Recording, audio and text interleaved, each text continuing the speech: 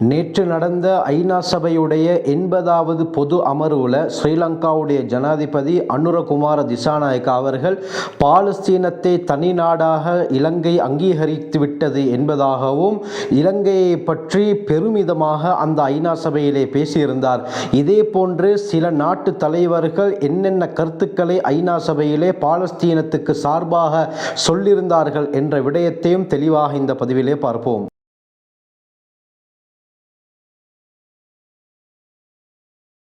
நேர்கள் அனைவருக்கும் அஸ்ஸலாமு அலைக்கும் வரஹ்மத்துல்லாஹி வபரகாத்து. இறைவனுடைய சாந்தியும் சமாதானமும் என்றென்றும் நம் அனைவர் மீதும் உண்டாவதாக.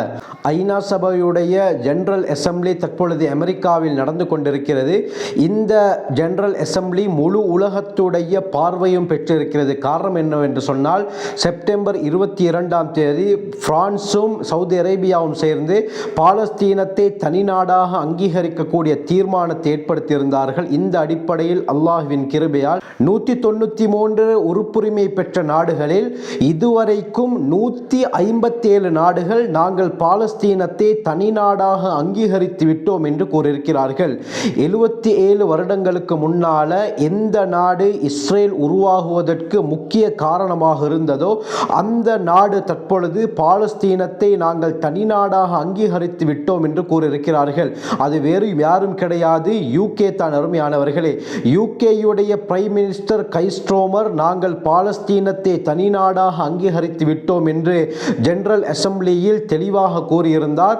இவர் அறிவித்ததுடன் 150வது நாடாக யூகே இடம் பிடித்துவிட்டது பாலஸ்தீனத்தை அங்கீகரித்த நாடுகளுடைய பட்டியலில். இதற்கு பிறகு முக்கியமான பல நாடுகள் Saudi Arabia, Andorra, Belgium, Monaco, Malta, இதேபோல் உலகத்துடைய நம்பர் 1 பணக்கார நாடாக இருக்கக்கூடிய லக்சம்பர்கும் நாங்கள் பாலஸ்தீனத்தை தனி நாடாக அங்கீகரித்து விட்டோம் என்று இந்த ஜெனரல் அசெம்பிளியில் தெளிவாக கூறியிருந்தார்கள். இதுவரைக்கும் 157 நாடுகள் நாங்கள் பாலஸ்தீனத்தை தனி நாடாக அங்கீகரித்து விட்டோம் என்று கூறியிருக்கிறார்கள். அருமையானவர்களை, இது 3/2 பங்கை தாண்டிவிட்டதாக சொல்லப்படுகிறது. இன்ஷா அல்லாஹ் பொறுத்திருந்து பார்ப்போம். இந்த ஐநா சபையுடைய முடிவில் தான் பாலஸ்தீனத்தை எத்தனை நாடுகள் அங்கீகரித்திருக்கிறார்கள் என்பது தெரிய வந்து அவர்கள் தங்களுடைய முடிவை வெளியிடுவார்கள். இந்த அடிப்படையில் நேற்று ஐநா சபையுடைய 80வது பொது அமர்வு நடைபெற்றது. இந்த அமர்வில் ஸ்ரீலங்காவுடைய கௌரவ ஜனாதிபதி அனுரகுமார திசாநாயக்க அவர்கள் உரையாற்றியிருந்தார். இதில் தன்னுடைய நாட்டை உயர்த்தியும் பேசியிருந்தார். இதே போல பாலஸ்தீனத்தை நாங்கள் தனி நாடாக அங்கீகரித்து விட்டோம், அதாவது ஸ்ரீலங்கா பாலஸ்தீனத்தை தனி நாடாக அங்கீகரித்து விட்டது, அது தனி சுதந்திர நாடாக நாங்கள் அங்கீகரிக்கிறோம். இதே போல பாலஸ்தீனத்துக்கும் இஸ்ரேலுக்கும் நடுவிலே இருக்கக்கூடிய இந்த யுத்தம் முடிவடைவதையும் நாங்கள் வலியுறுத்துகிறோம் என்பதாக அவர் அந்த உரையிலே சொல்லியிருந்தார். இதே போல அவர் முக்கியமாக கூறிய விடயம் என்னவென்றால், ஊழலுக்கு எதிரான போராட்டம் ஆபத்தானது என்றாலும் அதை எதிர்த்து போராடாமல் இருப்பது இன்னும் ஆபத்து என்பதாக ஜனாதிபதி அனுரகுமார திசாநாயக்க அவர்கள் சொல்லியிருந்தார்.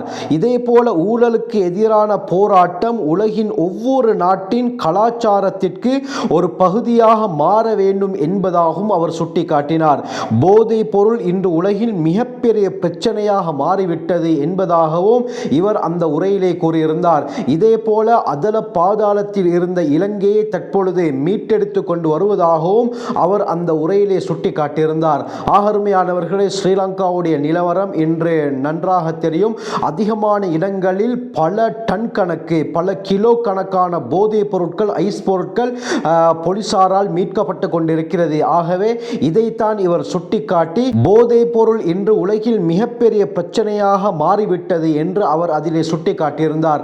ஆகவே இவர் இந்த விடயத்தை சொன்னது மட்டுமல்லாமல் ஸ்ரீலங்காவுடைய பெருமதியும் அந்த இடத்திலே சொல்லியிருந்தார். அதே போல இந்த பாலஸ்தீனத்தை ஸ்ரீலங்கா தனி சுதந்திர நாடாக அங்கீகரிக்கிறது என்ற என்ற விடயத்தையும் அவர் சுட்டிக்காட்டியிருந்தார். இதே போல சிலியுடைய ஜனாதிபதி கேப்ரியல் போரிக் அவர்கள் உரையாற்றும் பொழுது காசாவுல இஸ்ரேல் பாலஸ்தீனியர்களை குறிவைப்பது எது போன்று இருக்கிறது என்று சொன்னால் ஹோலோகாஸ்டின் போது யூதர்களை துன்புறுத்துவதற்கு ஒப்பாக இருக்கிறது என்று கூறினார்.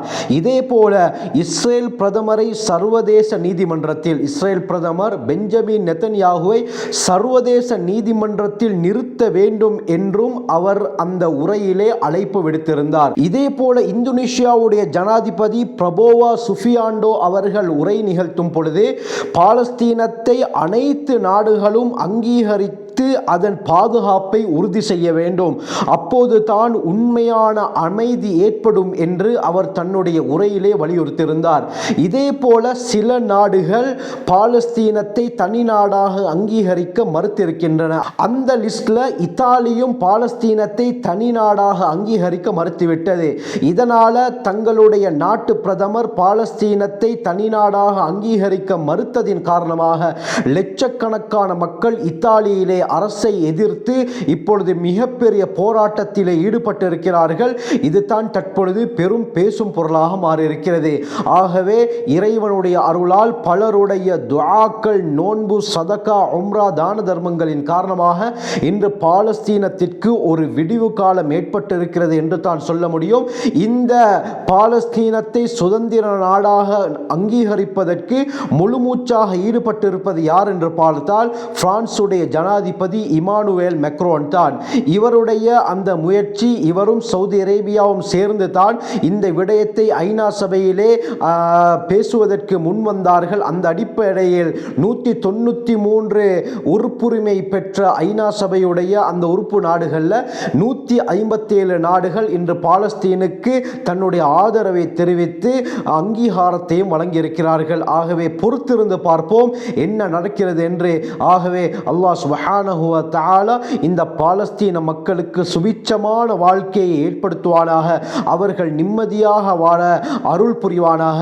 இதே போல பிரான்சுடைய ஜனாதிபதி இமானுவேல் மேக்ரோன் இஸ்ரேலுடைய சேனல் 20க்கு பேட்டி அளிக்கும் பொழுது அவர் ஒரு விடயத்தை கூறியிருந்தார். அதாவது பாலஸ்தீனம் தனி நாடாக அங்கீகரிக்கப்பட்டதற்கு பிறகும் இஸ்ரேல் அத்துமீறி தாக்குதலை நடாத்தினால் யூரோப் யூனியன், ஐரோப்பிய ஒன்றியத்தின் வழியாக நாங்கள் பலவிதமான தடைகளை இஸ்ரேலின் மீது விதிப்போம் என்ற ஒரு எச்சரிக்கையும் விடுத்திருக்கிறார். ஆகவே இப்படியாப்பட்ட பல எதிர்ப்புகள் இன்று இஸ்ரேலுக்கு எதிராக வந்திருக்கிறது. ஆகவே இந்த யுத்தத்திலே ஒரு மாற்றம் ஏற்படுவதற்கு வாய்ப்புகள் அதிகமாக இருக்கிறது. பாலஸ்தீனத்தை ஐநா சபை நாங்கள் தனி நாடாக அங்கீகரித்து விட்டோம் என்ற முடிவை அறிவிக்கும் வரை இஸ்ரேல் தன்னுடைய தாக்குதலை நடாத்தி கொண்டு தான் இருப்பார்கள். ஆகவே அவசரமாக அந்த முடிவை ஐநா சபை வெளியிட வேண்டும் என்று நாங்கள் அல்லாஹ்விடத்திலே துஆ செய்வோம். ஜஸாக்குமுல்லாஹு கைர். வ ஆகிரு தஅவானா அல்ஹம்துலில்லாஹி ரப்பில் ஆலமீன்.